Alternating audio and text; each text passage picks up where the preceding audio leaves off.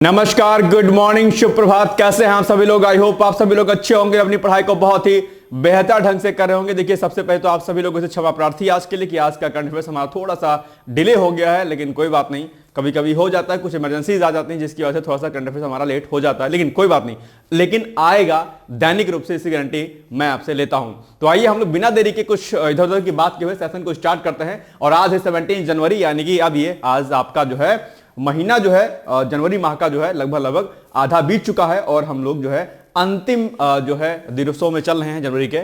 चलिए, तो last day हमने आपसे प्रश्न पूछा था कि बताइए पुलिकट झील अवस्थित है कहां पर है, तो वो आपके बेसिकली आंध्र प्रदेश में स्थित है। ध्यान रखिएगा, कई बार आपके एग्जाम में पूछा जाता है। ठीक है, चलिए अब सीधे हम लोग आते हैं आज के टॉपिक पर बेसिकली। और मैक्सिको की खाड़ी का नाम बदलने का प्रस्ताव दरअसल जो है अभी हुआ है, किसके द्वारा आप कहेंगे? तो सर ये बेसिकली जो है अमेरिका के राष्ट्रपति जो हैं उन्होंने मैक्सिको की खाड़ी का नाम बदलकर क्या अमेरिका की खाड़ी रखने का प्रस्ताव प्रस्तुत किया है। देखते हैं कि क्या कुछ हो पाता है। आइए इसके बारे में डिटेल्स में हम लोग थोड़ा कुछ पॉइंट्स देखते हैं। और मैक्सिको की खाड़ी चूंकि चर्चाओं में है, तो इसलिए मैक्सिको की खाड़ी के बारे में आपको 2-4 फैक्ट पता होने चाहिए। तो मैक्सिको की खाड़ी की हम बात करते हैं, देखिए गल्फ ऑफ मैक्सिको यहां पर आप लोग मैप में देख पा रहे होंगे। ठीक है, इसी गल्फ ऑफ मैक्सिको यानी कि जो है मैक्सिको की खाड़ी का नाम बदल करके अमेरिका की खाड़ी रखने का प्रस्ताव दरअसल अमेरिका के राष्ट्रपति के द्वारा किया गया है। तो देखते हैं इसमें क्या कुछ इंपॉर्टेंट फैक्ट होंगे आपके। तो मैक्सिको की खाड़ी में ब्राजोस नदी, मिसिसिपी नदी, रियो ग्रांडे नदियां गिरती हैं। यह फैक्ट आपके लिए बहुत इंपॉर्टेंट है। और जब कोई चीज ऐसे चर्चाओं में रहती है तो ऐसे फैक्ट अक्सर जो है आपके एग्जाम में पूछ लिया जाते हैं। यानी कि बताओ इस गल्फ ऑफ मैक्सिको में कौन कौन सी ऐसे रिवर्स हैं जो दरअसल क्या होते हैं, गिरती हैं। जैसे आप यहां पर मिसिसिपी नदी भी यहां पर देख पा रहे होंगे। ठीक है, रियो ग्रांडे नदी भी कहीं होगी आसपास। तो ये आप मैप में इसको अच्छे तरीके से या इसको देख लीजिएगा कहां कहां पर कौन कौन सी रिवर्स हैं। ये देखिए रियो ग्रांडे रिवर यहां पर देखो गिरती है। ये आपका हो गया मिसिसिपी नदी हो गया। ठीक है, ये मिसिसिपी हो गया और रियो ग्रांडे नदियां हो गया मिसिसिपी। और ब्राजोस भी आप लोग यहां पर देख पा रहे होंगे कि ब्राजोस भी नदी यहीं पर जो है क्या करती है, गिरती है। यानी कि 3 मुख्य नदियां जो हैं, रिवर्स हैं, जो इस वे ऑफ मैक्सिको में गल्फ ऑफ मैक्सिको में गिरती हैं। ठीक है, ये फैक्ट आपके लिए बहुत ही इंपॉर्टेंट है, इसको आप लोग नोट डाउन कर लीजिएगा। राइट, चलिए, यह दुनिया के सबसे बड़े जल निकाय के रूप में जाना जाता है। और दूसरा, यह दुनिया के सबसे मुख्य अपतटीय पेट्रोलियम उत्पादन क्षेत्रों में से क्या है, एक है। ये कौन? मैक्सिको की खाड़ी। दूसरा, इस खाड़ी में डॉल्फिन, व्हेल और मैटी जैसे समुद्री स्तनधारी भी पाए जाते हैं। ये बायोडाइवर्सिटी के पॉइंट ऑफ से भी क्या है, रिच है। इसमें different type of plants and different type of जो है एनिमल्स, यानी कि दूसरे पॉइंट ऑफ से flora and fauna are present in this जो है गल्फ ऑफ मैक्सिको। ठीक है, ध्यान रखिएगा। इसकी सीमा उत्तर में संयुक्त राज्य अमेरिका, पश्चिम और दक्षिण में मैक्सिको और दक्षिण पूर्व में क्यूबा से लगती है। किसकी? इसकी सीमाएं आप यहां पर देख पा रहे होंगे मैप में। आप लोग एक बार जूम कर लीजिएगा और अच्छे तरीके से इसको आप देख लीजिएगा कहां कहां पर कौन कौन सी चीजें लिखती हैं। जैसे संयुक्त राज्य अमेरिका भी आपको दिख जाएगा इसमें, और बाकी अलग अलग कंट्री जो है आपको दिख जाएंगी। मैप आप लोग ऑक्सफोर्ड का ले लीजिए और उसमें आप लोग जो है हाईलाइट कर लिया करिए कौन कौन सी चीजें कहां कहां पर जो है लोकेट करती हैं। ऑक्सफोर्ड का मैप आप लोग लीजिएगा प्लीज, बहुत जरूरी है आपके लिए। ठीक है, चलिए, तो अब इसी पर आधारित आपके सामने प्रश्न हो जाएगा कि बताओ हाल ही में किस देश के द्वारा मैक्सिको की खाड़ी का नाम बदलने का प्रस्ताव प्रस्तुत किया गया है? भारत, जापान, चीन और अमेरिका। कौन सा ऐसा देश है जिसने जो है इसका नाम बदलने का जो है प्रस्ताव पारित किया हुआ है? तो ये बेसिकली है देश हो गया आपका अमेरिका, यानी कि अमेरिका के द्वारा किया गया। ठीक है, option number D is the right answer. चलिए, ठीक है, आगे। हल्दी बोर्ड का गठन भाई हाल ही में किया गया है। मोस्ट इंपॉर्टेंट फैक्ट है आपके एग्जाम के लिए। हल्दी बोर्ड, हल्दी वही हल्दी जिसका प्रयोग बेसिकली आप लोग किसके लिए करते हैं? हल्दी आप लोग अपने मसालों के रूप में प्रयोग करते हैं। हल्दी का इस्तेमाल आप लोग जो है अपनी सुंदरता को बढ़ाने के लिए भी करते हैं ना। हल्दी चंदन का लेप लगाया जाता है फेस पर, है ना। और विवाह में भी दरअसल हल्दी का अलग अलग जगहों पर इस्तेमाल होता है। वैवाहिक जो कार्यक्रम होते हैं उसमें हल्दी का बड़ा एक मुख्य रोल होता है। ठीक है, हल्दी कार्यक्रम भी होता है शादियों में। कुछ लोग मुस्कुरा रहे होंगे कि हल्दी हमारी होने वाली है, खैर कोई बात नहीं। ठीक है, तो हल्दी और एंटीसेप्टिक का भी काम करती है। आप जानते हो एज ए मेडिसिन फॉर्म में भी हल्दी जो है बहुत ही कारगर सिद्ध होती। तो ऐसे में हल्दी बोर्ड का गठन अभी हाल ही में किया गया है। आइए इसके बारे में हम लोग कुछ फैक्ट देखते हैं। ठीक है। तो केंद्रीय वाणिज्य एवं उद्योग मंत्री कौन है? आपके पीयूष गोयल जी है। पीयूष गोयल जी के बारे में आप जानते होंगे, अक्सर प्रेस कॉन्फ्रेंस वगैरह करते रहते हैं। उन्होंने ही 14 जनवरी को नई दिल्ली, डेट याद रखिएगा, 14 जनवरी को नई दिल्ली में राष्ट्रीय हल्दी बोर्ड का उद्घाटन किया उन्होंने। ठीक है, तो आपसे यह भी प्रश्न पूछ सकता है कि बताओ राष्ट्रीय हल्दी बोर्ड का जो बेसिकली गठन किया गया, यानी कि उद्घाटन किया गया, किसके द्वारा किया गया? आप कहेंगे जो मंत्री जी हैं, कौन से? आपके पीयूष गोयल जी। और पीयूष गोयल कौन से मंत्री हैं? केंद्रीय वाणिज्य और उद्योग मंत्री। ध्यान रखिएगा। एक बात महत्वपूर्ण यह भी है, यहां पर कई बार मुख्य केंद्रीय मंत्रियों के बारे में आपसे पूछ लेता है कि बताओ फला मंत्री कौन से, सहकारिता मंत्री कौन है, गृह मंत्री कौन है, वाणिज्य उद्योग मंत्री कौन है, कृषि मंत्री कौन है। ऐसे प्रश्न भी अक्सर आपके एग्जाम पूछे जाते हैं। तो मंत्रियों की लिस्टिंग जो है आप लोग कर लीजिएगा और उसे याद कर लीजिएगा। ठीक है, चलिए नेक्स्ट है, राष्ट्रीय हल्दी बोर्ड अगले 5 साल में हल्दी का उत्पादन दोगुना कर 20 लाख टन तक पहुंचाने में मदद करेगा। साथ ही हल्दी के निर्यात को बढ़ावा और अंतरराष्ट्रीय बाजार में नए अवसर तलाशने के लिए भी प्रदान किए जाएंगे। यानी कि एक तरीके से हम लोग एक्सपोर्ट बड़े लेवल पर करने वाले हैं। सबसे पहले हम लोग क्या करेंगे? प्रोडक्शन करेंगे एक मार्च लेवल पर, और प्रोडक्शन जब हमारे एक ब्रॉड लेवल पर होगा, फिर उस प्रोडक्शन को हम लोग क्या करेंगे? एक्सपोर्ट करेंगे, ताकि जो है इंटरनेशनल मार्केट में हल्दी की प्रेजेंस जो है बढ़िया है और उससे जो है हमें एक बढ़िया जो है मनी मिलती रहे। ठीक है, अब पल्ले गंगा रेड्डी, ये आपके लिए बहुत इंपॉर्टेंट फैक्ट है। क्या? पल्ले गंगा रेड्डी को इस जो है हल्दी बोर्ड का पहला अध्यक्ष नियुक्त किया गया है। ये फैक्ट आपके लिए बहुत ही इंपॉर्टेंट है, इसको आप लोग क्या करिएगा? नोट डाउन कर लीजिएगा। राइट, चलिए राष्ट्रीय हल्दी बोर्ड का मुख्यालय, यह भी बहुत इंपॉर्टेंट है आपके लिए, इस फैक्ट को भी आपको नोट डाउन कर लेना है। तो राष्ट्रीय हल्दी बोर्ड का मुख्यालय निजामाबाद में स्थापित किया गया है। इट्स ये very very most important fact for examination, please note down this. Okay, now next, Bharat दुनिया का सबसे बड़ा हल्दी उत्पादक भी है, उपभोक्ता भी है और निर्यातक भी। यानी कि यहां पर प्रोडक्शन भी बड़े लेवल पर होता है, खपत भी बड़े लेवल पर होती है। सबसे ज्यादा खपत कहां पर होती है? हल्दी की होती है। कहां पर? यहां पर। और निर्यातक भी, यानी कि एक्सपोर्टर भी सबसे बड़ा है अपने आप में। तो हल्दी के मायने में भारत बहुत बड़ा क्या है? आत्मनिर्भर है। और फिर भी इतना होने के बाद भी अभी फिर भी जो है हल्दी को और ज्यादा प्रोडक्शन करने की पर जोर दिया गया है। इससे किसानों की आय में भी क्या होगी? वृद्धि होगी। ध्यान रखिएगा। ठीक है, उपभोक्ता सबसे बड़ा क्यों है? क्योंकि उपभोक्ता इसलिए है क्योंकि आप जानते होंगे कि हल्दी का इस्तेमाल हम लोग अलग अलग जगहों पर करते हैं। हमारे किचन से उसकी शुरुआत होती है और किचन से लेकर के हमारे वैवाहिक अनुष्ठानों में तक हमारे जो है हल्दी का इस्तेमाल किया जाता है। ये आपके लिए जरूरी है। ठीक है, नेक्स्ट है, हल्दी और जो सरसों का तेल होता है उससे हम लोग पेस्ट भी करते हैं। अगर आपको कभी टीथ में अगर आपकी प्रॉब्लम आती है ना, अगर दांत आपके साफ नहीं है ना, क्लीनिंग अगर करनी है आपको, तो सबसे बेस्ट ऑप्शन होता है कि आप जो है हल्दी और सरसों का तेल, शुद्ध सरसों का तेल जो है लीजिए, हल्का सा उसमें नमक मिक्स कीजिए और उसको हल्का सा ऐसे पेस्ट बनाइए अपने हाथों पर और उसको जो है लगा लीजिए, दांत आपके चमकदार हो जाएंगे। ये जो ओल्डगेट कोलगेट फोलगेट आता है ना, बचा करिए इससे थोड़ा सा, बहुत हार्मफुल होते हैं सब सारे। ठीक है, इसे स्लो पॉइजन बोला जाता है भाई साहब, ध्यान रखिएगा। और संभवतः मुझे लगता है शायद अमेरिका में आई थिंक कोलगेट वगैरह क्या है, बैन है शायद। ठीक है, आप जरा नेट पे सर्च कीजिएगा कोलगेट के बारे में। ठीक है, कुछ अच्छे पेस्ट है जो होते हैं वो करिए। हालांकि अगर आपको दातून मिलता है तो बहुत अच्छी बात है, हालांकि मार्केट में दातून वगैरह तो नहीं मिलता है। आप लोग डाउन समझते होंगे, दातून करते होंगे, दातून सबसे बेस्ट है। और अगर कुछ भी नहीं है आपके पास तो सबसे बढ़िया तरीका यह है कि ये लीजिए, फिंगर लीजिए, फिंगर से जो है पेस्ट बनाइए और करिए। कुछ लोग कहेंगे सर ब्रश से नहीं करेंगे क्या? ब्रश जो होता है ना, ब्रश जिससे आप करते हो, टूथपेस्ट करते हो, एक महत्वपूर्ण बात, वो बहुत हार्मफुल होता है। आपके जो मसूड़े होते हैं, मसूड़ों को वीक करने का काम करता है ब्रश। ब्रश बहुत वीक करता है। जो फिंगर होती है, फिंगर से पेस्ट करना सबसे बेस्ट ऑप्शन होता है। ठीक है, क्योंकि एक बात ध्यान रखिए, जब तक लार प्रॉपर नहीं बनेगा ना, लार नहीं बनेगा, तब तक आपके टीथ साफ नहीं होते हैं। बेसिकली जो टीथ साफ होता है वो आपके लार से होता है, ध्यान रखिएगा।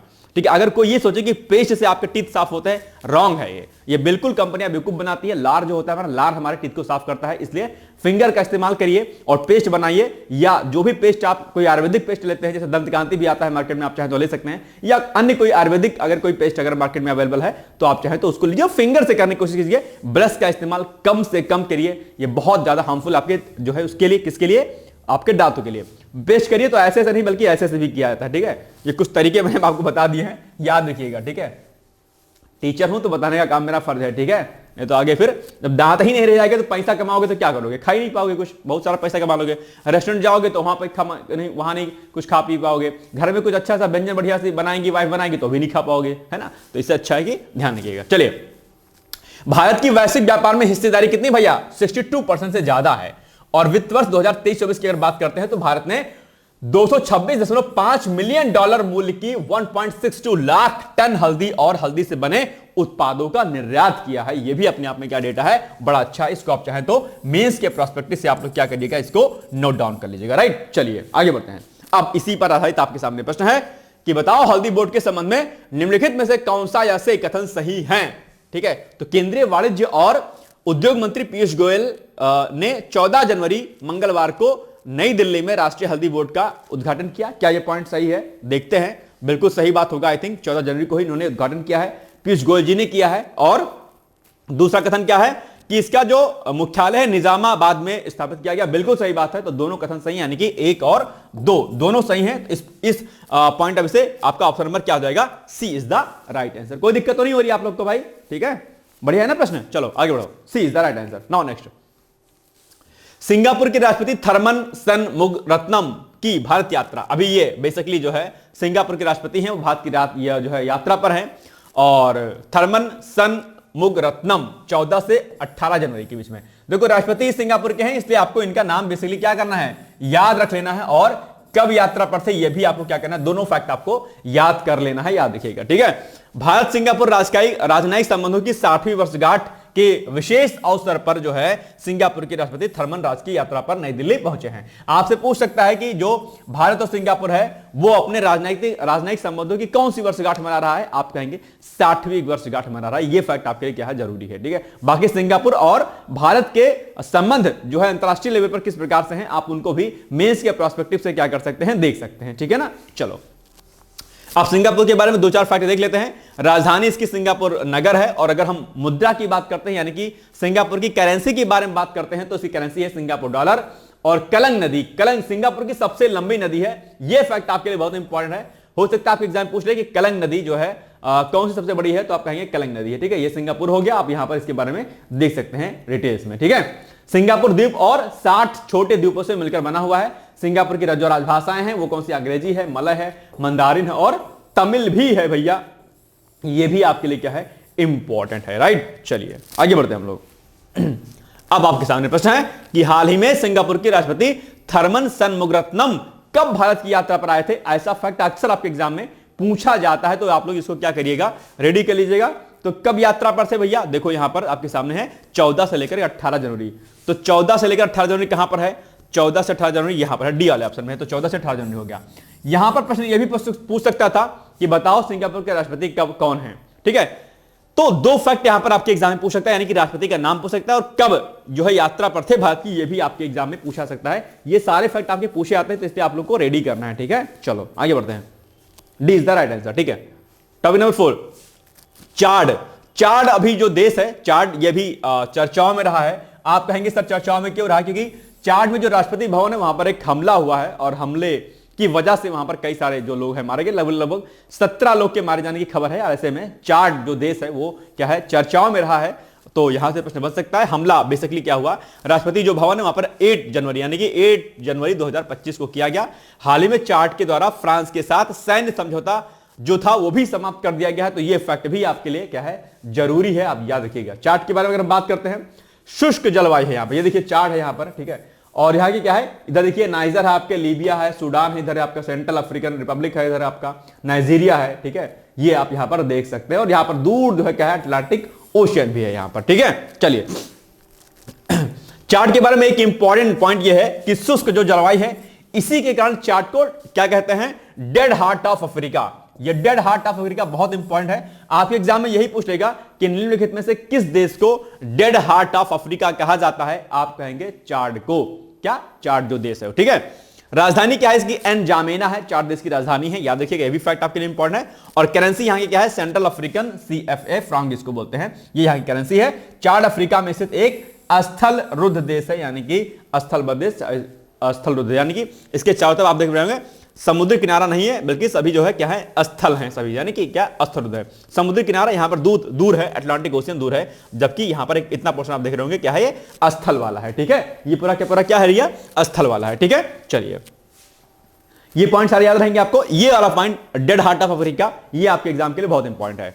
चलिए अब इसके बारे में आप बात कर लेते हैं। तो इसके उत्तर में क्या है, लीबिया है, इसके उत्तर में लीबिया है, दक्षिण में मध्य अफ्रीकी गणराज्य है। आप मैप से देख पाएंगे, तो यहां पर आप देखेंगे क्या, कि इसके उत्तर में लीबिया है, ये देखिए, अरे भाई साहब, उत्तर में इसके लीबिया हो जाएगा, ठीक है। ये देखिए उत्तर में इसके लीबिया हो गया, इधर देखिए पश्चिम में इधर नाइजर हो गया, इधर आपके जो सॉरी पूरब में इधर सूडान हो गया, ठीक है। बाकी इधर सेंट्रल अफ्रीकन रिपब्लिक हो गया दक्षिण में, और बाकी अलग अलग कंट्री हैं, वही यहां पर जो है आपके सामने मेंशन किया गया है। आप इसको जो है आराम से देख लीजिएगा, ठीक है। देखिए उसके उत्तर में लीबिया, दक्षिण में मध्य अफ्रीकी गणराज्य, पूर्व में सूडान और पश्चिम में नाइजर, नाइजीरिया और कैमरून है, जो कि मैप में मैंने आपको दिखाया। आप चाहें तो इसको जूम करके जो है अभी आप आराम से जो है इसको देख सकते हैं भैया जी लोग, ठीक है। जूम करके आप लोग चाहें तो इसको देख सकते हैं। ये देखिए भैया, ये देखिए, ठीक है। ये हो गया आपका क्या चार्ट, ये देखिए उत्तर में इसके लीबिया हो गया, पश्चिम में नाइजर हो गया, इधर फिर नाइजीरिया हो गया, दक्षिण में इसके सेंट्रल अफ्रीकन रिपब्लिक हो गया, और पूर्व में इसके इधर क्या हो गया, सूडान हो गया, ठीक है। ये हो गया आपका पूरा पूरा। इसको और बड़ा कर दें क्या, ये देखो, ये अब दिख गया होगा आपको शायद, है ना, दिख रहा है आपको शायद, ठीक है। तो ये आप मैप लोग इसको प्लीज देखने का प्रयास जरूर किया करिएगा, ठीक है। चलो आगे बढ़ते हैं, ठीक है, चलो। अच्छा, एक दो पॉइंट और है इसमें कि यह देश तीन विभिन्न भौगोलिक प्रांतों में बटा हुआ है। उत्तरी इलाका इसका रेगिस्तानी है, जो कि सहारा का भाग है, और मध्य का इलाका इसका साहेल है, और दक्षिणी भाग इसका सवाना का है, ठीक है। चाड झील जिससे देश को नाम मिला है, ठीक है। चाड क्या है, वहां की एक झील है, और इसी चाड झील के नाम पर भी जो दरअसल उसका नाम जो है चाड देश पड़ा है, ठीक है। चाड का सबसे बड़ा दलदली जो इलाका है ये चाड है। चाड क्या है अपने आप में, वहां की क्या है, एक झील है, और ये क्या है, दलदली है, दलदली भूमि एक तरीके से क्या है, दलदली है, और इसी के नाम पर क्या हुआ है, इस देश का नाम चाड पड़ा है, ठीक है, याद रखिएगा। चलो अब आपके सामने प्रश्न है कि चाड देश के संदर्भ में निम्नलिखित कथनों के आधार पर कौन सा ऐसे कथन सही नहीं है, यानी कि आपसे यहां पर रॉन्ग स्टेटमेंट पूछा है। ध्यान रखिएगा, अक्सर यहां पर आप लोग गलती कर जाते हैं, सही है ऐसा देखते हैं और मिस्टेक करके वहां पर चले आते हैं, सही नहीं है, यानी कि रॉन्ग स्टेटमेंट पूछा है आपसे। क्या कह रहा है, चीन को डेड हार्ट ऑफ अफ्रीका कहा जाता है, क्या ये स्टेटमेंट सही है भाई साहब, नहीं, it's a wrong statement, that means कि ये हो गया आपका रॉन्ग। दूसरा, चाड की राजधानी एनजामेना है, बिल्कुल सही बात है, इसकी राजधानी वही है। तो पूछा रॉन्ग कौन सा है, यानी सही नहीं कौन सा है, यानी कि रॉन्ग कौन सा है, तो ये है रॉन्ग आपका, बस ऑप्शन नंबर ए, सॉरी मतलब ऑप्शन कथन नंबर एक। तो अब देखो केवल एक कहां पर है, तो ये है एक, केवल एक, ए नंबर, बस इसको टिक लगा दो, इसी के सामने गोला ऐसे फिल कर देना, ठीक है, हो गया। चले आगे, बिल्कुल A is the right answer. Now topic number 5, SBI की गरीबी पर रिपोर्ट। अभी जो आपका एसबीआई है, एसबीआई के बारे में आप सभी लोग जानते होंगे, सभी का अकाउंट भी आपका एसबीआई में होता होगा, ठीक है, स्टेट बैंक ऑफ इंडिया इसको हम लोग बोलते हैं। उन्होंने एक रिपोर्ट सबमिट की है और कहा है कि गरीबी पर यानी कि पॉवर्टी पर एक जो है रिपोर्ट सबमिट की है। अच्छा, पॉवर्टी एक शब्द आ गया तो आपके सामने मैं एक चीज मैं बहुत ही यहां पर मेंशन कर दे रहा हूं इंपॉर्टेंट, और टास्क मैं आपको देता हूं तुरंत, फटाफट इसको कॉपी में आप लोग नोट डाउन कर लीजिएगा।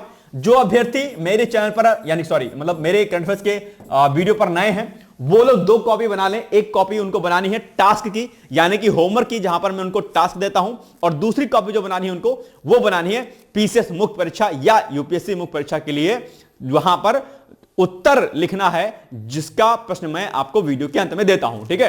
तो जो आपने टास्क वाली कॉपी बनाई होगी वहां पर आपको रेडी करना है क्या, पॉवर्टी, POVERTY, पॉवर्टी, यानी कि जिसको हम बोलते हैं गरीबी। गरीबी क्या है, गरीबी को दूर करने के लिए सरकार क्या कुछ काम कर रही है, ये आपके जीएस पेपर थर्ड में इकोनॉमिक्स का सेक्शन है। किसका, इकोनॉमिक्स का सेक्शन है भैया, बहुत इंपॉर्टेंट है, आपके एग्जाम में पूछाता है। गरीबी पर जो भी कमेटीज बनी है वो कमेटी की रिकमेंडेशन क्या क्या रही है वो, ठीक है। और इसके अलावा अन्य बहुत सारे फैक्टर होते हैं जो पॉवर्टी से संबंधित होते हैं। आप लोग इकोनॉमिक्स में गरीबी को अच्छे से रेडी कर लीजिएगा। एक बात ध्यान रखिएगा, पीसीएस मुख्य परीक्षा में इकोनॉमिक्स में गरीबी के अलावा एक टॉपिक और भी आपके लिए जरूरी है। तो एक तो हो गया आपका गरीबी, इसको आप लोग जो है याद कर लीजिएगा। गरीबी के अलावा दूसरा जो पोर्शन बचता है, ठीक है, वो होता है आपका अनएम्प्लॉयमेंट का, बेरोजगारी। ये भी आपके लिए बहुत इंपॉर्टेंट है, आपके जो है पीसीएस के एग्जाम के लिए बेरोजगारी, ये इंपॉर्टेंट आपके प्री के लिए भी है, मेंस के लिए भी है, बेरोजगारी, ठीक है। गरीबी, बेरोजगारी, ठीक है, ये आप लोग क्या करिएगा, अच्छे तरीके से रेडी कर लीजिएगा, आपके एग्जाम के लिए बहुत जरूरी है, दोनों टॉपिक आपके लिए बहुत जरूरी है, ठीक है। बाकी एक दिन हम लोग इकोनॉमिक्स के इंपॉर्टेंट जो भी चीजें होती है मैं आपको बता दूंगा क्या क्या आपको तैयार करना है, ठीक है। ये टास्क है कि गरीबी और आप चाहें तो बेरोजगारी, दोनों पर आप लोग जो है नोट्स रेडी कर लीजिएगा, प्री के पॉइंट ऑफ से भी और मेंस के पॉइंट ऑफ से, ठीक है। चलो ये आपका होमवर्क है, ओके। चलो तो रिपोर्ट क्या कहती है, आइए हम लोग देखते हैं। बहुत ही इंपॉर्टेंट डेटा है आपके लिए। ग्रामीण गरीबी के बारे में रिपोर्ट बात करती है और रिपोर्ट में कहा गया है कि वित्त वर्ष 2024 में ग्रामीण गरीबी घटकर 4.86% हो गई है। इंपॉर्टेंट डेटा आपके एग्जाम के लिए भाई साहब, रेडी कर लीजिएगा। जबकि यहां आंकड़ा वित्त वर्ष 2023 में 7.2% और वित्त वर्ष 2012 में 25.7% था। ये आप जो है यहां पर देख सकते हैं। अगर हम लोग जो है सिटी पॉवर्टी की बात करते हैं, यानी कि शहरी गरीबी की बात करते हैं, तो शहरी गरीबी वित्त वर्ष 2023 की 4.6% से घट करके 4.09% हो गई है। जबकि ये तो वित्त वर्ष 2012 की बात करते हैं तो हो गया 13.7%। कितना? 13.7%। ये आप लोग क्या करिएगा, इसको भी डेटा याद कर लीजिएगा, ठीक है। वित्त वर्ष 2023-24 में ग्रामीण गरीबी 12 सालों में सबसे कम रही है। 12 सालों में, ये भी आपके लिए इंपॉर्टेंट फैक्ट है। इसको आप लोग क्या करिएगा, अलग अलग जगहों पर जो है इस्तेमाल इसका आप लोग कर लीजिएगा, ठीक है। चलो आगे बढ़ते हैं। और कुछ डेटा यहां पर और दिए गए हैं, जैसे कि वित्त वर्ष 2023-24 में शहरी गरीबी भी कम रही है और ग्रामीण गरीबी में कमी मुख्य रूप से सरकारी योजनाओं के पूर्ण रूप से कार्यान्वयन की वजह से है। यानी कि जो ग्रामीण गरीबी कम हुई है उसका सबसे बड़ा रीजन यह रहा है कि जो भी गवर्नमेंट के जो भी प्रोग्राम एंड पॉलिसीज रही उनका इंप्लीमेंटेशन बहुत अच्छे तरीके से हुआ, यानी कि उनको जो है सही रूप से क्रियान्वित किया गया और सरकारी योजनाओं के सही रूप से क्रियान्वयन के फलस्वरूप ही ग्रामीण गरीबी के स्तर में कमी देखने को मिली है, यह रिपोर्ट कहती है, ठीक है। और ग्रामीण और शहरी क्षेत्रों में उपभोग असमानता भी कम हुई है। बेहतर बुनियादी ढांचा, यानी कि जो भी बेसिक इंफ्रास्ट्रक्चर था वो डेवलप हुआ है। ग्रामीण क्षेत्रों में कमजोर वर्गों को सरकारी योजनाओं के लाभ से जो है क्या हुआ है, लाभ से बेसिकली क्या हुआ है, उपभोग जो है बढ़ा है। यह भी आपको ध्यान रखना है। और इसके अलावा गरीबी आकलन हेतु कुछ प्रमुख समितियां हैं, आप इसको भी देख लीजिए, जैसे कि लकड़ावाला समिति 1993 में बनाएगी, तेंदुलकर समिति 2009 में और रंगराजन समिति 2014 में। तो ये भी आपके लिए क्या है, बहुत ही इंपॉर्टेंट है। इसको भी आप लोग याद कर लिया। कई बार आपसे कूट के फॉर्म में पूछ लेता है कि कब कब कौन कौन कमेटियां बनी थी और क्या क्या इसकी रिकमेंडेशन थी। तो तीनों कमेटियों के रिकमेंडेशन के बारे में आप लोग जो है डिटेल्स में पढ़ लीजिएगा, ठीक है। चलो अब इसी पर आधारित आपके सामने प्रश्न है कि हाल ही में एसबीआई द्वारा गरीबी पर रिपोर्ट जारी की गई है। इस संदर्भ में निम्नलिखित कथनों के आधार पर कौन सा से कथन सही है या है? ग्रामीण गरीबी वित्त वर्ष 2024 में ग्रामीण गरीबी घटकर 4.86 हो गई है, बिल्कुल सही बात है, यही है। और शहरी गरीबी वित्त वर्ष 2023 की 4.6 से घटकर 4.09% हो गई है, बिल्कुल सही। दोनों कथन सही है, यानी कि एक भी सही है और दो भी सही है, यानी कि आपका option number C is the right answer, ठीक है। चलो आगे बढ़ते हैं। अब राखी घड़ी अब चर्चाओं में है। आप कहेंगे सर राखी घड़ी क्यों चर्चाओं में? क्योंकि वहां पर अभी क्या हुआ है, जो भी पुरातत्वविद हैं उन्होंने मिट्टी की ईंटों से बने स्टेडियम और इसके अलावा जो है बाजार यानी कि मार्केट की खोज की है। इसीलिए राखी गढ़ी जो है क्या है, चर्चाओं में रहा है और ये आपके एग्जाम के लिए जरूरी भी है। राखी गढ़ी आप जानते होंगे हरियाणा के हिसार जिले में स्थित है। कई बार आपके एग्जाम में पूछा जाता है। यह स्तर घग्गर नदी के तट पर है। घग्गर नदी इसके पास में ही बहती, इसलिए घग्गर नदी के तट पर है। इसकी खोज 1969 में सूरज भान ने की थी और राखी गढ़ी का उत्खनन व्यापक स्तर पर 1997 से 1999 के दौरान अमरेंद्र नाथ द्वारा किया गया था। तो ये कुछ फैक्ट हैं आपके राखी गढ़ी के बारे में जो कि आप एग्जाम में पूछे जाते हैं, ठीक है। मैंने कई बार आपसे कहा है कि एंशिएंट हिस्ट्री में आप लोग सिंधु घाटी सभ्यता, ठीक है, वैदिक सभ्यता, जैन धर्म, बौद्ध धर्म और उधर मौर्य काल जरूर आप लोग पढ़ लीजिएगा। बहुत ही आपके एग्जाम के लिए क्या है, इंपॉर्टेंट है, ठीक है। तो राखी गढ़ी के संदर्भ में निम्नलिखित कथनों के आधार पर कौन सा से कथन सही नहीं है? रॉन्ग स्टेटमेंट पूछ रहा है आपसे। क्या रॉन्ग स्टेटमेंट आपसे पूछ रहा है? राखी गढ़ी मध्य प्रदेश के हिसार जिले, मध्य प्रदेश के हिसार जिले में है। क्या यह स्टेटमेंट सही होगा? मध्य प्रदेश के हिसार जिले में है, बताओ क्या यह स्टेटमेंट सही है भैया? जल्दी बताओ। नहीं सही है, रॉन्ग स्टेटमेंट। राखी गढ़ी मध्य प्रदेश के हिसार जिले में ना, बिल्कुल नहीं है। हाल ही में राखी गढ़ी में पुरातत्वविदों के द्वारा मिट्टी की ईंटों से बना स्टेडियम और बाजार की खोज की गई है, बिल्कुल सही बात है, स्टेटमेंट सही है। यानी कि यही वाला केवल क्या आपका रॉन्ग है, तो केवल एक आपका हो जाएगा रॉन्ग, यानी कि option number A is the right answer, ठीक है। ये भी आपको क्या करना है, याद रखना है, ठीक है ना। चलो ये स्टेटमेंट, ठीक है। चलो दूसरा टॉपिक नंबर 7 है काशी तमिल संगमम। इसका भी आयोजन किया जा रहा है। तो काशी तमिल संगमम का आयोजन होने से काशी तमिल संगमम 15 से लेकर के 24 फरवरी 2025 तक जो है आयोजित किया जाएगा, याद रखिएगा। और बहुत ही इंपॉर्टेंट, ये तीसरा जो है क्या है, तीसरा संगमम है, ठीक है, ये भी याद रखिएगा आप लोग, ठीक है। यह अब तक का तीसरा काशी तमिल संगमम है, काशी तमिल संगमम। आप जानते होंगे इससे जो है बेसिकली तमिलनाडु और काशी में काफी ज्यादा जो है समानता होगी। वाराणसी में इस आयोजन की मेजबानी बेसिकली बीएचयू यानी कि बनारस हिंदू विश्वविद्यालय करेगा। यह फैक्ट आपके लिए इंपॉर्टेंट है कि अभी हाल ही में जो 15 से 24 फरवरी 2025 के मध्य में जो काशी तमिल संगमम का आयोजन किया जा रहा है, इसकी मेजबानी कौन करेगा, तो आप कहेंगे वाराणसी में बीएचयू यानी कि बनारस हिंदू विश्वविद्यालय, ठीक है। इस संगमम का उद्देश्य इस बारे में युवाओं को जागरूक करना है ताकि जीवन के विभिन्न क्षेत्रों में लोगों के बीच परस्पर संपर्क संवाद क्या रहे, बढ़ा रहे, याद रखिएगा, ठीक है। चलो, यह भारत सरकार के शिक्षा मंत्रालय का अहम आयोजन है और पहले काशी तमिल संगमम की अगर बात करते हैं तो 16 नवंबर से 16 दिसंबर 2022 के मध्य में आयोजित किया गया था, जिसका उद्देश्य वाराणसी और तमिलनाडु के बीच जीवंत संबंधों को पुनर्जीवित करना था। दूसरी बार इसका आयोजन 17 दिसंबर से 30 दिसंबर 2023 के मध्य किया गया। तो ये दूसरा संगमम और तीसरा संगमम दोनों पॉइंट को क्या करिएगा आप लोग याद कर लीजिएगा, हो सकता है आपसे ये भी पूछ ले आपके एग्जाम में, ठीक है। चलो, अब बताओ, काशी तमिल संगमम का आयोजन किया गया 10 से 14 जनवरी 2025, 15 से 16 जनवरी 2025, 15 से 24 फरवरी 2025 या 5 से 10 जनवरी 2025। तो मुझे लगता है सी वाला ऑप्शन सही होना चाहिए, 15 से 24 फरवरी 2025। देखो क्या ये पॉइंट है 15 से, बिल्कुल सही बात है, 15 से 24 फरवरी 2025, ठीक है। अब 24 नहीं याद रखिएगा, पता लगे आप कहीं गलत करके चले आओ, ये सी वाला ऑप्शन से हो जाएगा, ठीक है। देखो बिल्कुल सही बात है, सी इज द राइट आंसर, ठीक है। चलो, 8 नंबर क्वेश्चन है, तिरुवल्लुवर दिवस, ये अभी चर्चाओं में रहा है और 15 जनवरी 2025 को तिरुवल्लुवर दिवस मनाया गया। 2025 में ध्यान रखिएगा क्योंकि ये बेसिकली मकर संक्रांति जो होती है उसके अगले दिन मनाया जाता है, ठीक है, याद रखिएगा। यह दिवस तमिल कवि और दार्शनिक तिरुवल्लुवर को सम्मानित करने के उद्देश्य से मनाया जाता है। उनकी रचना है, ठीक है, क्या रचना है, जो तिरुवल्लुवर जी हैं उनकी रचना है तिरुकल्लुरल, ये उनकी रचना है, उनके जीवन के लिए प्रेरणा का स्रोत है। आप जानते होंगे उनकी रचना के बारे में आपसे प्रश्न पूछ सकता है। और तिरुवल्लुवर तमिल संस्कृति के महान संत कवि और दार्शनिक थे, ठीक है, ये भी ध्यान रखिएगा। उनकी प्रसिद्ध रचना तिरुकुल्लुरल को तमिल साहित्य का नीति ग्रंथ माना जाता है, ये फैक्ट आपको याद रखना है, ठीक है। इसमें 1330 दोहे या जिसको हम लोग कुरुल भी बोल सकते हैं, कुरल बोल सकते हैं, ठीक है, 1330 कुरल या दोहे जो नैतिकता, राजनीति, प्रेम और न्याय जैसे विषयों की गहन ज्ञान प्रदान करते हैं। यानी कि नैतिकता यानी कि जो है क्या आपके नैतिकता, आप लोग जो है एथिक्स में पढ़ते होंगे, नैतिकता क्या है, प्रश्न पूछता आपके, ठीक है। तो नैतिकता यानी कि मोरलिटी है ना, तो मोरलिटी और पॉलिटिक्स, प्रेम यानी कि लव और न्याय यानी कि जस्टिस, ठीक है, ये जो है इसमें संदेश देते हैं ये दो है। तिरुवल्लुवर दिवस हर साल मकर संक्रांति के अगले दिन मनाया जाता है, हमने आपको बता ही दिया। यह दिन तमिल संस्कृति में उनकी शिक्षाओं और योगदान को सम्मान देने के लिए समर्पित है।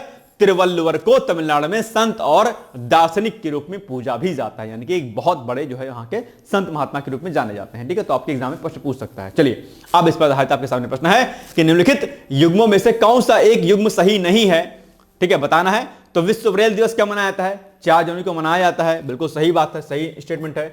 भारतीय प्रवासी दिवस 9 जनवरी को, बिल्कुल सही बात है। तिरुवल्लुवर दिवस 2025 12 जनवरी को मनाया गया। देखो, तिरुवल्लुवर दिवस 2025 के बारे में पूछा है तो तिरुवल्लुवर दिवस 2025 जो है 12 जनवरी को नहीं बल्कि 15 जनवरी को मनाया गया, रॉन्ग स्टेटमेंट है। और उत्तर प्रदेश दिवस 24 जनवरी, ये सही स्टेटमेंट है, यानी कि सी क्या है आपका, रॉन्ग है। क्या पूछा है, कौन सा युग्म सही नहीं है, यानी कि रॉन्ग पूछा है, तो बस यही क्या है आपका रॉन्ग स्टेटमेंट है, ये सही नहीं है, ठीक है, ओके। तो सी इज द राइट आंसर, बिल्कुल सही बात है, सी। भाषणी मोबाइल एप्लीकेशन ये अभी चर्चाओं में है और महाकुंभ 2025 के उपलक्ष्य में ही इसको जो है लॉन्च किया गया है। भाषणी मोबाइल एप्लीकेशन के उपयोग से प्रयागराज में महाकुंभ में तकनीकी सहायता है, तो इसको लॉन्च किया गया है। इलेक्ट्रॉनिक्स और सूचना प्रौद्योगिकी मंत्रालय ने महाकुंभ में आने वाले लोगों के लिए भाषणी मोबाइल एप्लीकेशन के उपयोग से प्रयागराज में महाकुंभ में तकनीकी सहायता की पेशकश की है। महाकुंभ में आने वाले श्रद्धालु 13 जनवरी से लेकर के 14 फरवरी तक इसका उपयोग कर सकते हैं। क्या होगा इसमें, नेविगेशन सिस्टम वगैरह इसमें रहेगा प्रॉपर तरीके से, ताकि आपको कहीं कोई प्रॉब्लम ना होने पाए। इस एप्लीकेशन का इस्तेमाल करके जो है आप चीजों का लक्ष्य जो है प्राप्त कर सकते हैं। यानी कि भाषणी मोबाइल एप्लीकेशन का लक्ष्य प्रश्नों और नेविगेशन के लिए बहुभाषी समाधान के साथ महाकुंभ 2025 में आगंतुकों के लिए अनुभव को और बेहतर बनाना है। और प्रधानमंत्री नरेंद्र मोदी ने एआई संचालित बहुभाषी वॉयस सक्षम चैटबॉट कुंभ सहायक पहले से भी लॉन्च कर रखा है, आप जानते होंगे, जो महाकुंभ 2025 के दौरान लाखों आगंतुकों की सहायता के लिए डिजाइन किया गया। यह चैटबॉट अत्याधुनिक एआई तकनीकों जैसे कि लामा एलएलएम द्वारा संचालित है। तो ये कई सारे फैक्ट हैं, आप लोग इसको याद करिएगा। हो सकता है आपके एग्जाम में पूछ ले कि जो ये भाषणी मोबाइल एप्लीकेशन है ये कहां पर लॉन्च किया गया, आप कहेंगे महाकुंभ 2025 के लिए नेविगेशन वगैरह के लिए, ठीक है। चलिए बाकी 2-3 फैक्ट यहां पर और दिए गए हैं, आप इसको देख लीजिएगा, ठीक है। चलिए आगे बढ़ते हैं। अब आपके सामने प्रश्न है कि भाषणी मोबाइल एप्लीकेशन के संदर्भ में निम्नलिखित कथनों के आधार पर कौन सा ऐसे कथन सही हैं। पहला ऑप्शन क्या है आपके सामने, कथन है कि इलेक्ट्रॉनिक्स और सूचना प्रौद्योगिकी मंत्रालय ने महाकुंभ में आने वाले लोगों के लिए भाषणी मोबाइल एप्लीकेशन के उपयोग की मंजूरी प्रदान की है, ठीक है। और महाकुंभ में आने वाले श्रद्धालु 13 जनवरी से 26 फरवरी तक इसका उपयोग कर सकते हैं। बिल्कुल सही बात है, ये भी राइट है, ये भी राइट है। यानी कि 1 और 2 दोनों कथन सही हैं। तो 1 और 2 कहां पर है, सी वाले में है। 1 और 2 दोनों कथन आपके क्या हो जाएंगे, सही हो जाएंगे, ठीक है ना, कोई इशू।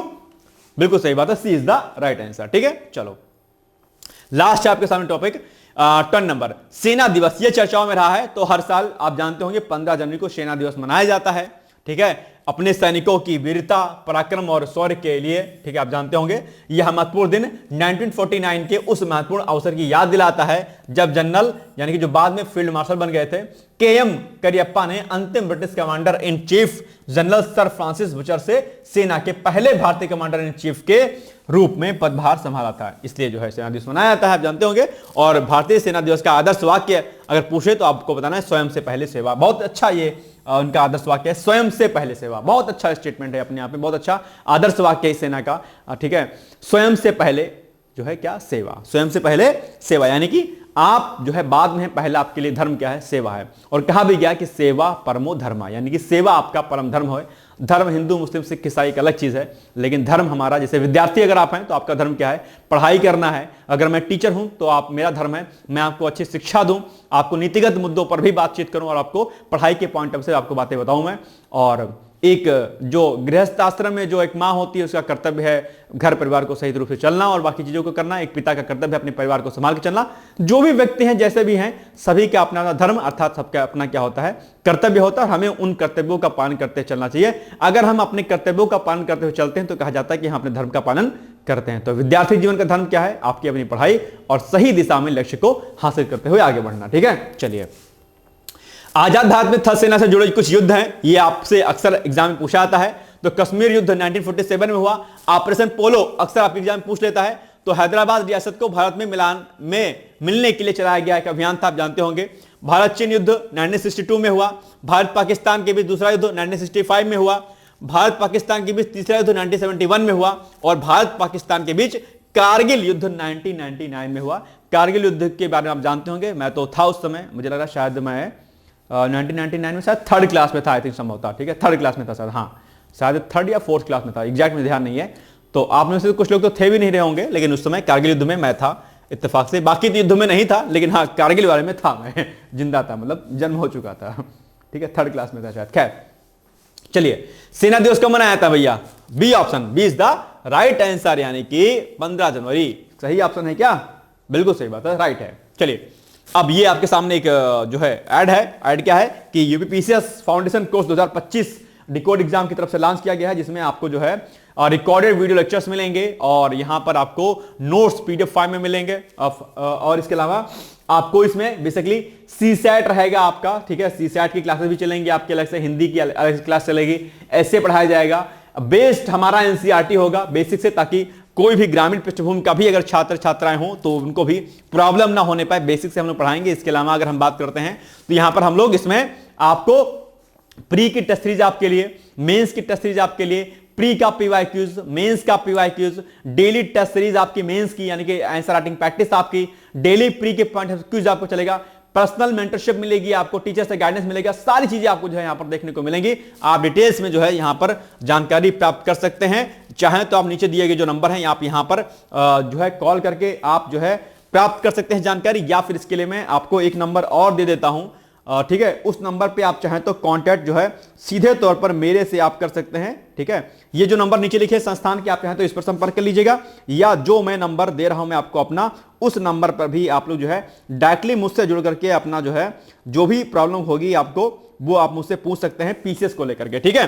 तो ये मैं आपको नंबर अपना मेंशन कर दे रहा हूं, आप लोग जो है यहां से जुड़ करके मुझसे पीसीएस के बारे में खासकर जानकारी प्राप्त कर सकते हैं, चाहे वो तैयारी से संबंधित हो या कोई अन्य सूचना आपको लेनी हो पीसीएस से रिलेटेड, और पीसीएस हो चाहे यूपीएससी हो या फिर आरओआर हो, ठीक है। चलिए मैं कॉन्टेक्ट नंबर आपको दे रहा हूं, आप इसको नोट डाउन कर लीजिएगा। 860 क्या 86044 क्या 86044, ठीक है 86044090201, ठीक है। इस पर आप जो है डायरेक्टली मुझसे कांटेक्ट कर सकते हैं। नंबर दोबारा बोल दे रहा हूं 860, बिल्कुल सही बात है, 86044090201, ठीक है। इस पर आप लोग कांटेक्ट कर लीजिएगा। और बाकी कोई समस्या होगी तैयारी से संबंधित, कई बार क्या होता है कि दिक्कत आप लोग को हो जाती है, आप लोग जो है समझ नहीं पाते हैं कि क्या कुछ आपको करना है क्या नहीं करना है, तो आपको क्या काम करना है, आगे बढ़ते हुए चले जाना है और ज्यादा दिमाग जो है आपको क्या करना है, नहीं लगाना है भैया, ठीक है। तो ये कुछ सूचना थी जो आपको बतानी थी, और अब हम लोग आगे बढ़ते हैं। और ठीक है, भारतीय प्रवासी दिवस मनाया जाता है, कब मनाया जाता है ये आपको आंसर देना है। दूसरा, आपके सामने एक निबंध लिखना है, आपको क्या लिखना है, महाकुंभ की वर्तमान प्रासंगिकता, ये आपको क्या करना है, निबंध लिखना है भैया। मुझे उम्मीद है कि आप इस पर निबंध लिखेंगे कि महाकुंभ की वर्तमान में क्या जो है प्रासंगिकता है। बहुत ही अच्छा निबंध है, इस पर आप लोग लिखिएगा निबंध और मुझे बता दीजिएगा। जो मैंने नंबर दिया है आप चाहे तो उस पर भी भेज सकते हैं अपना निबंध, ठीक है। चलिए, ये हो गया इंपॉर्टेंट जो है आपके सामने करंट अफेयर्स। मिलेंगे हम लोग कल एक नए वीडियो के साथ, तब तक आप लोग पढ़ते रहिए, मस्त रहिए, व्यस्त रहिए। Thank you so much, bye bye, take care all. दोस्तों, क्या आप पीसीएस अधिकारी बनना चाहते हैं? यदि हाँ, तो डिकोड एग्जाम लेकर आया है यूपी पीसीएस फाउंडेशन कोर्स 2025। यह एक ऑल इन वन कोर्स है जिसमें प्रीलिम्स मेंस दोनों ही परीक्षाओं के लिए वीडियो लेक्चर, एनसीईआरटी और standard books based bilingual notes उपलब्ध कराया जा रहा है। इस कोर्स में प्री और मेंस के सभी प्रीवियस ईयर क्वेश्चंस पेपर भी वीडियो लेक्चर के माध्यम से कोर्स में सम्मिलित होंगे। साथ ही साथ में कोर्स का कंटेंट गुणवत्तापूर्ण होने के साथ ही साथ एग्जाम ओरिएंटेड है, जिससे कोर्स लेने वाले स्टूडेंट्स को कोई भी बाहरी पुस्तक या नोट्स पढ़ने की आवश्यकता न पड़े। इस कोर्स में प्रीलिम्स और मेंस के टेस्ट सीरीज तथा आंसर राइटिंग प्रोग्राम भी शामिल है, जिसके साथ ही साथ टेलीग्राम ग्रुप में रेगुलर टॉपिक वाइज टेस्ट कराए जाएंगे।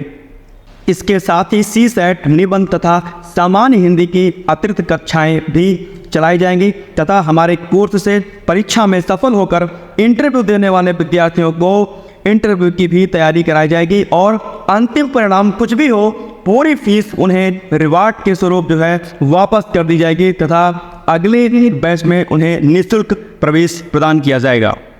उल्लेखनीय है कि डिकोड एग्जाम एक संस्थान के रूप में 5 वर्ष के अपने सफल कार्यकाल में अब तक 55 से अधिक विद्यार्थियों को विभिन्न परीक्षाओं में अंतिम सफलता दिलाने में अपना सफल योगदान दे चुका है।